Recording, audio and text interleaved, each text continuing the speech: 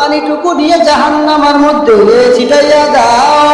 ফারিস্তারা আল্লাহর কাছ থেকে পানিটা দেওয়ার পরে জাহান্নামের উপরে যেই না ছিটাইয়া দিবে, জাহান্নাম পিছনে দৌড় দিবে, এত জোরে দৌড় দিবে জাহান্নাম পালাইয়া যাবে।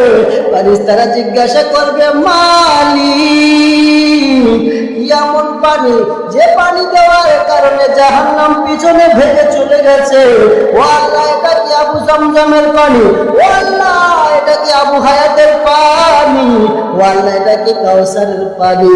আল্লাহ বলবে, ফারিস্তা না না না, এটা কোনো জমজমের পানি না, এটা কোনো আবু হায়াতের পানি নয়, এটা কাউসারের পানি নয়, এটা আমার গুনাহগার বান্দার চোখের পানি। যখন বান্দা গুনাহ করেছে, গুনাহ হয়ে যাওয়ার পরে বান্দা আমার কাছে এসে তওবা করে চোখের পানি ছেড়ে কান্না করেছে, ওই চোখের পানি, ও ফারিস্তা, এটা হলো আমার গুনাহগারের চোখের পানি। এরা নবীর উম্মতের দল।